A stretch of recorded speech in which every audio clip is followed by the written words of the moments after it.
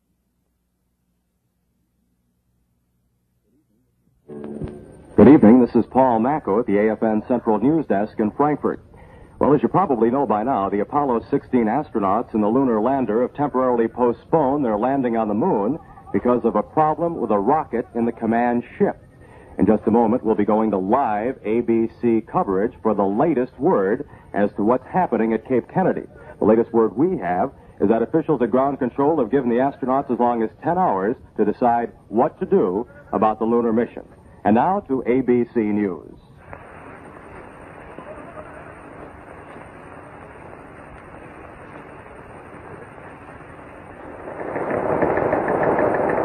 This is a live special report from ABC Radio News. Bill Larson with Red Muller at the Apollo News Center. Just a few minutes ago, the moon lander and command ship reappeared from behind the moon. They were out of communications with Mission Control in Houston.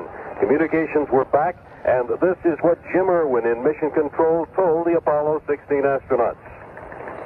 A-16, this is Houston. We still do not have an answer, but people are working very feverishly.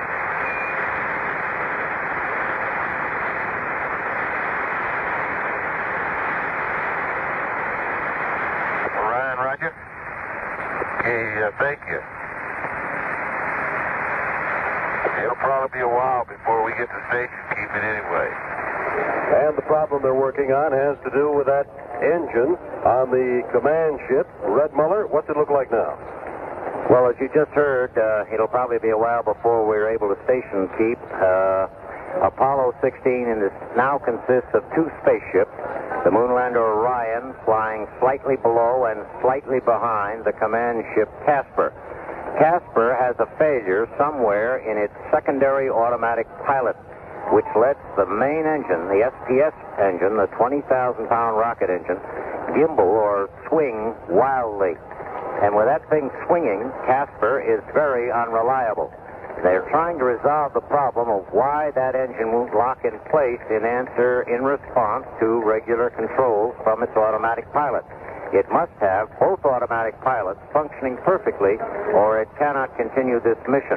That means, of course, that Orion, the moonlander, cannot make a landing unless Casper is perfect, and that's the problem the people on the ground are trying to work out.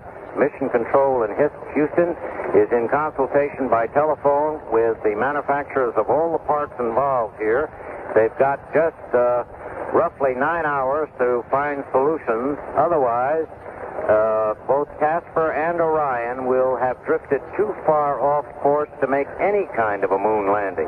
And the necessity is to keep Orion, the moonlander, in orbit around the moon with Casper so that they can rejoin each other and use the systems in Orion to get safely home again. That system in Orion would be Orion, by the way, is the moon lander. That system in Orion would be the same engine that would normally be used to bring the moon lander down to the surface of the moon. It's called the descent propulsion engine. And so that's the status that we have right now. We're listening to some air-to-ground between the moon lander and Mission Control. Good idea. Can we show you in free? That's Mitchell talking to Ken Mattingly in Casper. I am now, but I wasn't. Okay. And he has been responding like this all the time. Does that mean I'm cleared to do over 46? Changing switches, trying to get Casper to respond perfectly. It hasn't yet, Bill. Air-to-ground for Apollo 16. Still no solution to that problem in the command ship with the engine. This is Bill Larson with Red Muller at Apollo News Center. This has been a live special report from ABC Radio News. And so there you have it, the latest on the Apollo 16 mission from ABC News at Cape Kennedy. As you just heard, the problem in the Apollo 16 command ship may force a delay, if not a complete cancellation, of the moon landing. We'll bring you further live coverage of the mission of Apollo 16 as it's made available to us by AFRTS in Washington.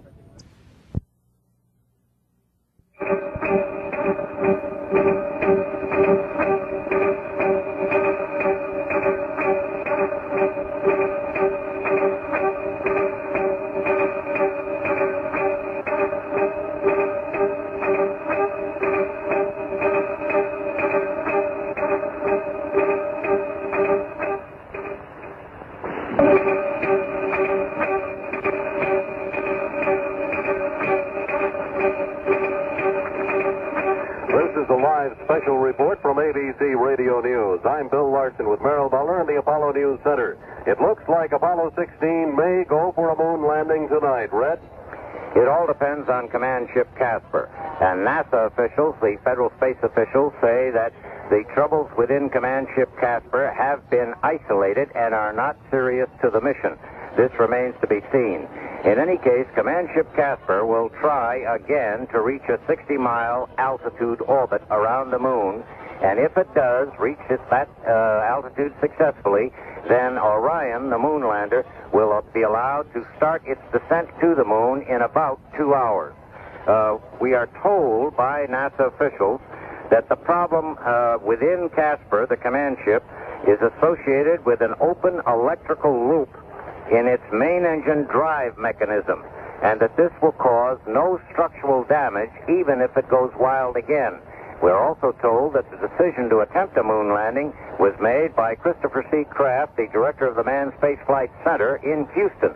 I think this is a conditional decision, that it depends on how Casper performs first in trying to get to altitude before they actually allow Orion to go down to the moon.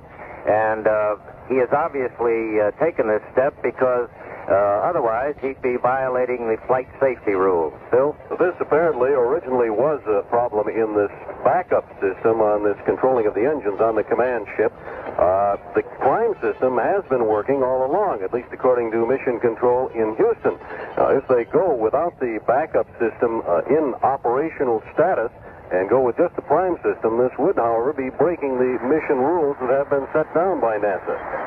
They're obviously going to take a very careful readout of what Command Ship Casper does when it makes its circularization maneuver, which will be, in this case again, behind the moon. The ground will not know until they come out from behind the moon just exactly how Casper has performed. As they were caught the last time, 2 revolutions ago, 2 revs around the moon, Bill? I think this also indicates possibly just how badly NASA really wants to complete this mission of Apollo 16. Because it's taking them to an area that they have never been to before, in a highlands-type area, for this moon landing for Apollo 16, to get some information they couldn't possibly get by going to the mares or seas on the moon, Red? We've been listening for live conversation.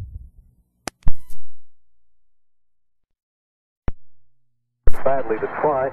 It will, of course, mean some change in the EVA, or extravehicular schedule, for astronauts Young and Duke on the moon, where originally they intended to land, go through a few checkout procedures, and then go immediately out to set up their scientific package.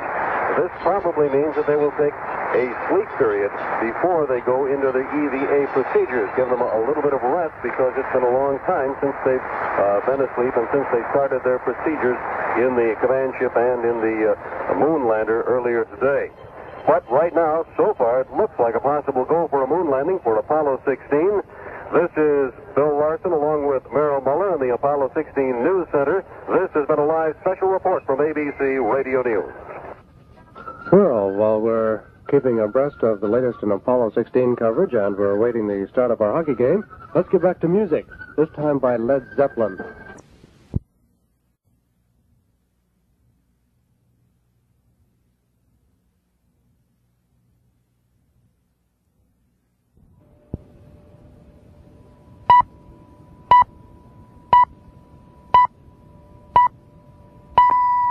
It's 6 o'clock in Central Europe. 6 hours late, but Orion is on the moon. AFN News from the wires of the AP and UPI. Good morning, this is John Schill, AFN News reporting. It was touch and go for nearly 6/10 hours, but Apollo 16 astronauts John Young and Charles Duke are on the moon this morning.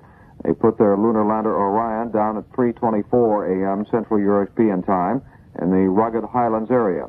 They originally had been scheduled to land at about 9:41 last night Central European time, but a problem appeared to have developed in the command ship piloted by Thomas Mattingly. Controllers at Houston had first feared a problem with the command ship's main engine, needed to get the men home, but the problem turned out to be a harmless instrument fault. And so the go-ahead was given for America's 5th manned moon landing and their next to last such mission.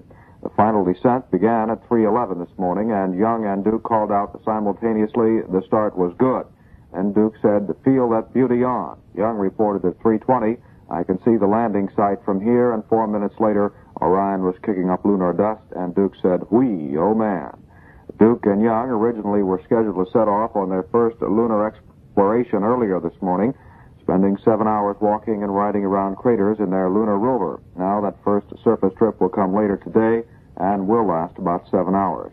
The astronauts checked the steerable antenna after landing and reported it was still belly up and not working. And if that trouble persists, there will be no telecast of Young's first step on the moon. In all, Duke and Young will spend 73 hours, a record, on the moon, and 21 of those hours will be outside their lander.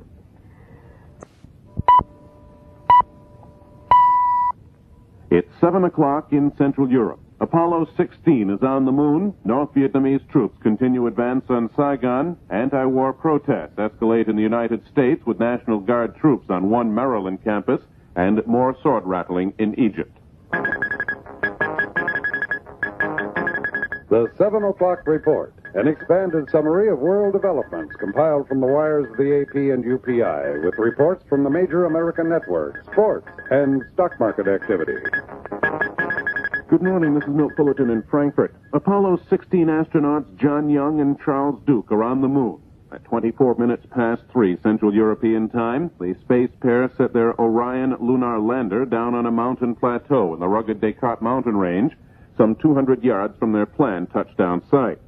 The landing was about 6 hours behind schedule, the delay having been caused by a problem in the guidance and control system of the command ship Casper, which remains in orbit around the moon with Tom Mattingly at the controls. It took ground controllers several hours to determine just how to skirt the problem and proceed with the moon landing, which was in danger at that time of being canceled altogether. As it turns out, only the initial moonwalk has been chopped from the schedule so far, and the astronauts have begun resting up for the moment later today when they do venture out onto the moon's surface. Their descent to the moon took about 15 minutes this morning, but even brief excerpts of ABC newsman Merrill Muller's coverage of the event tell of the tension, the uncertainty, and then the jubilation. We've got 4 minutes coming up. At that point, they'll be about 105 miles out from their landing site. They should have their landing radar locked on to their attitude and altitude. Their braking speed should be around 2,300 miles an hour. There's the go at 4, everything's fine. Altitude and velocity lights are out at 50K. The sun is behind them. Isn't that amazing? Copy that, Houston? We copy. They got that, data, Houston. and what that means is they've got their altimeter working and their landing radar working at 50,000 feet. They're still a little high. Go to accept. They should be in position now when they pitch up to see Camp Crater, their first major landmark. Mind you, they're aiming for a plateau that's 7,400 feet above the surface of the moon, and it's surrounded by mountains. They're just about 630, should be at 30,000. 6 miles. Mark it, 32,000. 630, okay, looking good, John. Well, they're only 2,000 feet too high, and they're just about on the line for distance. They've got plenty of hovering fuel, almost 2 full minutes of hovering fuel to lift without They got it right on. You know. Stand 723. Roger. They'll only be 20 miles out now. And 7 minutes. Mark it. 7 minutes. Let's go. 104 down, 28,000. Still about 1,000 high, looks like. No problem. Starting to look pretty good. Yeah. 223. Setting up ready. The ag's ready at 14K. They're 2 minutes from then pitchover. I do a 360 and then turn the camera on. And pitchover is Highgate. In. When they start a vertical descent over their landing site. When they get to that Highgate, they should get a good view of the landing site near Spook Crater. 21,000. That's 4 miles 8 minutes. up. Orion, you're going 8. I can see the landing site from here, Charlie. They've got it spotted. Right, go at 8. John's got a visual. We copy. 130, we're right on, John. Right back on profile. They're right back on. That means the computers canceled out all the differences, and they are approaching what they call Highgate, which is less than 8,000 feet above their landing site. They are at Highgate. And they're about a little over half a mile too high. But no problem. Be right no on, problem. about right on, maybe 10 feet. 10,000 feet. Plenty of fuel. Here's their mark for Highgate right here. Mark. That should be 8,000 feet. 64 and 8,200. Pro. They're 200 feet off. Pitch No over. problem at all. And here he is, Gators, Lone Star. They've got it. They've got their markers for the landing site they want. Helmet on dot, North Ray. North Ray is just ahead of them to the northwest. Able to make it, John. There's not too many blocks up there. Ryan, you go for landing. 4,000 feet. Go for landing. 42 LTD. Okay, 3,900 feet. Okay, 2 to the south, Charlie. Okay. Roughly 2 minutes from touchdown. They're a little northwest of the landing site they wanted, but they're looking for a smooth spot. 80 feet above the surface. Let's listen. So they saw dust coming up. Okay, down at 3. 50 feet. Down at 4. Give me 1 quick up. Back it up slightly. Okay, 2 down. Stand by for contact. So let her down. You level off. Let her on down. Okay, 6%. Plenty fat. Contact. They're on the moon. That's it.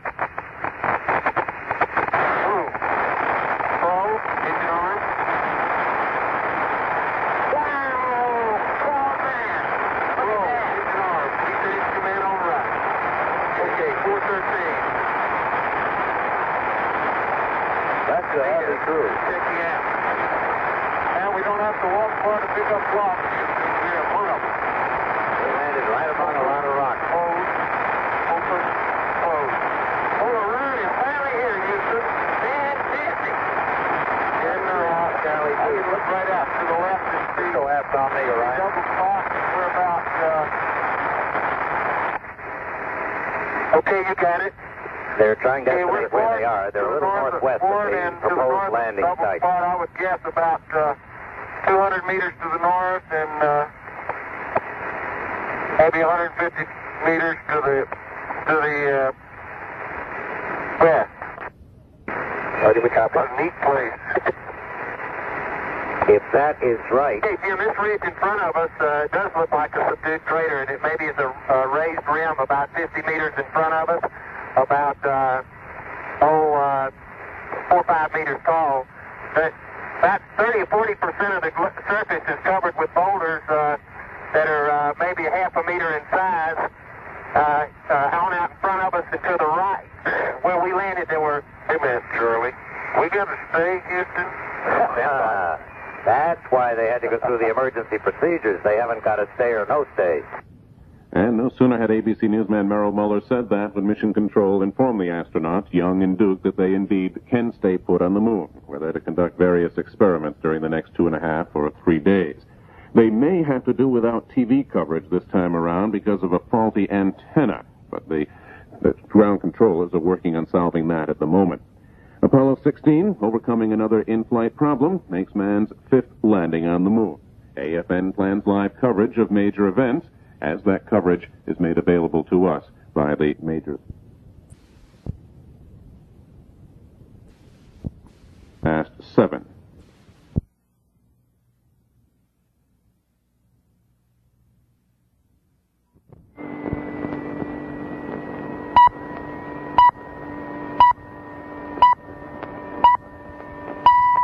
It's 4 o'clock in Central Europe. The 2 Apollo astronauts on the moon receive a go-ahead for all 3 lunar excursions. AFN News from the wires of the AP and UPI. Good afternoon. This is Paul Macco in Frankfurt. The Apollo 16 exploration of the moon apparently will go as planned despite the 6-hour delay in accomplishing the landing in the moon's highlands. The latest word from the Manned Spacecraft Center is that John Young and Charles Duke will be permitted to make 3 excursions away from their lunar lander with 8-hour rest periods between each exploratory trip. Shortly after the landing was delayed by a balky control circuit aboard the command ship, space agency officials indicated one of the moon walks would be canceled and the astronauts' stay on the moon would be shortened. But after studying the rate at which oxygen and water are being consumed aboard the lander, the decision was made to go ahead with all 3 excursions and delay the lander's takeoff from the moon for about 7 hours. Officials say Young and Duke can accomplish all of the scientific projects included in their mission if the 3 moonwalks are retained, but there is a chance the Apollo 16 command ship may have to return to Earth sooner than scheduled after the lunar module links up with it at the completion of the exploratory phase. The first of the EVAs is set to begin this evening at about 20 minutes past 6 o'clock Central European Time, and AFN's live coverage begins at 6:30.